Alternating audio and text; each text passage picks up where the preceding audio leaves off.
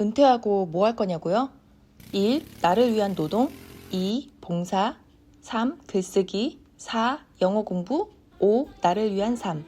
안녕하세요. 여러분의 댓글과 질문을 바탕으로 영상을 제작하고 있는 교수엄마입니다. 여러분은 혹시 은퇴에 대한 꿈 있나요? 막연하게라도 내가 은퇴를 한다면 무엇을 하며 살고 싶은지 생각해 본 적 있나요? 저는 솔직히 교수 2년차부터 아주 막연하게 조기 은퇴에 대한 꿈을 꾸기 시작했어요. 그때 파이어족이라는 신조어가 유행하면서 나도 열심히 일하고 일찍 은퇴해서 여행도 다니면서 신나게 살면 너무 좋겠다, 이런 생각을 했었거든요. 그런데 아무리 계산기를 두들겨봐도 교수 월급으로는 도저히 실현 불가능하더라고요. 그러다가 주변에 일찍 은퇴하는 사람들과 좀 어울리게 되면서 저도 본격적으로 조기 은퇴 계획을 세우고 실천하기 시작했답니다. 언젠가 예전 영상에도 나눈 적이 있지만 내가 누구와 어울리고 누구와 시간을 보내는지는 내 몸에 어떤 명품을 걸치고 어떤 차를 모는지보다 훨씬 더 중요해요. 저에게 은퇴는 단순히 쉬고 싶다, 그런 게 아니에요. 생각해보니까 그동안 사회가 규정한 행복의 기준에 맞춰서 정말 앞만 보고 열심히 달려왔거든요. 회사 다닐 때는 회사를 위해서, 교수가 되고 나서는 학생들의 성장과 대학을 위해서 최선을 다해서 일했어요. 그렇게 정신없이 열정을 다해 일하면서 저는 제가 계속 성장하고 있다고 착각하고 살았어요. 그런데 어느 순간 번아웃이 오면서 우울증을 겪게 되었고 공황장애까지 경험하면서 한 발짝 물러서서 제 자신을 보니까 저는 계속 제 자신이 아니라 누군가를 위한 인생을 살고 있더라고요. 그래서 나에게 사과하고 그렇게 살아온 나를 용서하고 이제는 진짜 나를 위한 인생을 살고 싶어졌어요. 그래서 저는 본격적으로 은퇴를 결심했고 은퇴 후 크게 5가지를 계획하고 있답니다. 첫 번째는 나를 위한 노동이에요. 저는 앉아서 공부하는 게 제일 쉬운 노동이라고 생각했는데 언젠가부터 그게 재미가 없어졌어요. 제가 논문 한 편 더 출판한다고 연봉이 오르는 게 아니더라고요. 물론 연구 실적 쌓고 학교를 갈아타면서 연봉을 높여갈 수도 있죠. 아이들과 함께 할 수 있는 시간을 희생해가면서 책상 앞에 앉아있는 노동의 대가가 다른 학자들처럼 저의 가슴을 뛰게 하거나 희열을 느끼게 하지는 않더라고요. 제가 미국에서 남편 없이 지내다 보니까 직접 수리를 하거나 뭘 고쳐야 할 일들이 종종 생기더라고요. 처음엔 문제가 있을 때마다 핸디맨을 불렀었는데 여기 인건비가 너무 높아서 작은 문제들은 직접 조금씩 해보기 시작했거든요. 저는 절대 못할 것 같았는데 문제를 해결했을 때 그때 엄청난 희열을 느꼈어요. 나도 이런 거 할 수 있는 사람이었구나. 비싼 전문가의 손을 빌리지 않아도 이런 것 정도는 손과 발이 있으면 할 수 있는 거였네?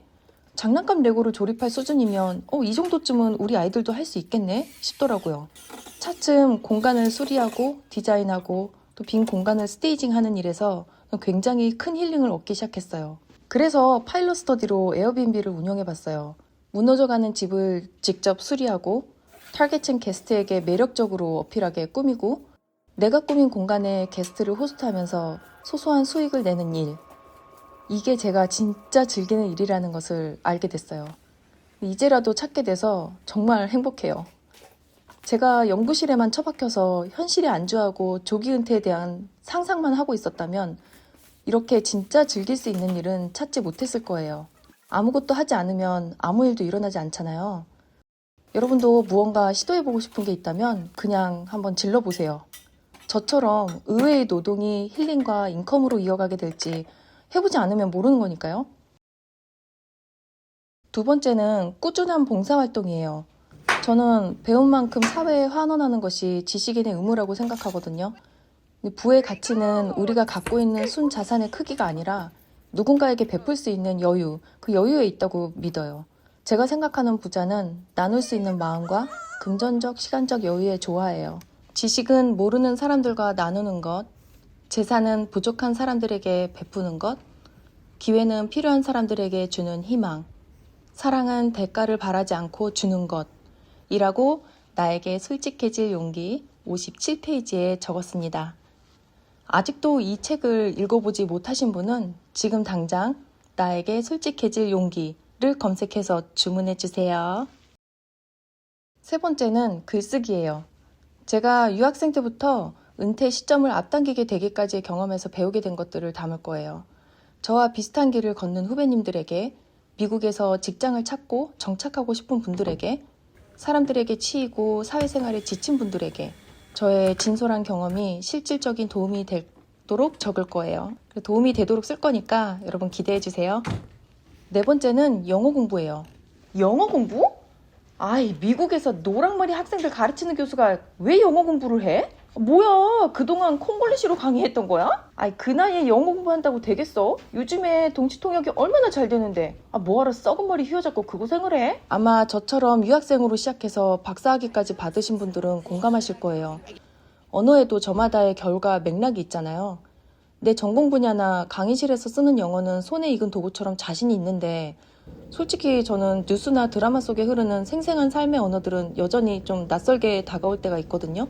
우리가 한 분야만 깊이 파고들다 보면 정작 세상이라는 큰 그림을 보지 못할 때가 있잖아요. 특히 은퇴 후에 만나는 사람들이 한정적일수록 영어는 자연스럽게 묻어질 것 같아요. 언어학에서는 이렇게 사용 빈도가 낮아지면서 언어 능력이 점차 감퇴하는 현상을 언어 마모라고 불러요. 노력하지 않으면 제가 영어로 소통하는 능력도 아마 녹슬게 될 거예요. 아이들과도, 나중에는 손주들, 이웃들, 그리고 어떤 문제를 해결해야 할 때도 답답하고 곤란하게 될지도 몰라요. 그래서 최소한 세상과의 연결고리를 잃지 않기 위해서라도 저는 꾸준히 영어라는 끈을 놓지 않으려고 노력할 겁니다. 근데 오해는 하지 마세요. 저의 아이들은 미국에 살고 있지만 한국어 잘합니다. 그리고 훗날 손주들도 제가 한국어를 가르칠 거예요. 다른 건 몰라도 제가 가르치는 일은 좀 잘하거든요. 지금은 미국이라는 땅에 살고 있지만 우리가 뿌리까지 미국 사람은 아니거든요.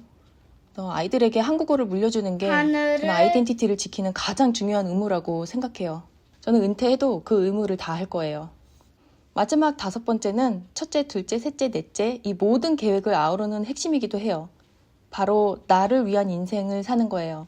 내가 좋아하는 것에 시간을 더 많이 할애하고 혼자서라도 내 가슴을 뛰게 하는 뮤지컬을 보러 다니는 용기를 내고 하루 종일 벽난로 앞에서 앉았다 누웠다 엎드렸다 뒹구르면서 책도 읽고 더 이상 사회적 역할이 아닌 온전한 나로 사는 거예요. 전에는 하기 싫어도 부당해도 또 비효율적이라고 여기는 일들도 그냥 살아남기 위해서 밤을 새워서라도 꾸역꾸역 해내고 그랬는데 이제는 아닌 건 아니라고 말하고 거절할 것은 no thank you 하면서 당당한 선택을 하는 거예요. 자칫 나를 위한 삶을 이기적이라고 착각할 수도 있겠지만 사실은 그렇지 않아요. 아까 제가 영어 공부를 하는 이유에서 말했듯이 쓰지 않는 단어가 뇌에서 점차 잊혀지는 언어마모 현상처럼 나 자신을 돌보지 않으면 결국 내가 내 삶의 주인공이라는 단어마저도 잃게 되거든요. 나를 위한 삶도 학습이 필요해요. 내가 지금 하는 일이 내가 진짜 좋아서 하는 건지 아니면 나의 시간과 노동 그리고 나의 지적 자산을 착취하려는 이기적인 사람들에게 휘둘려서 하는 일인지 내가 마음껏 주고 희생해도 후회하지 않을 자신이 있는지를 반복적으로 생각하면서 판단해보는 연습을 해야 돼요. 저는 이러한 학습을 좀 늦게 배웠지만 이 영상을 보는 여러분들은 남이 아니라 여러분을 위한 삶을 살도록 실천해보세요. 여러분은 은퇴에 대한 꿈이 있나요? 꼭 일찍 은퇴를 해라. 그것이 행복이다. 그게 아니거든요. 언제까지 일을 하던 그것은 여러분의 선택이지만 언젠가 우리가 누구나가 다 은퇴를 하긴 할 거잖아요. 그러니까 막연한 소망이라도 괜찮아요. 그 시점이 언제가 되든지 간에 댓글에 여러분의 소망, 꿈, 그리고 계획을 함께 나눠주세요. 우리 모두가 행복한 인생 제2막을 가능하면 일찍부터 준비할 수 있도록 우리 서로 응원해요. 오늘도 함께 해주셔서 감사합니다. 그럼 우리 다음 영상에서 또 만나요. 바이.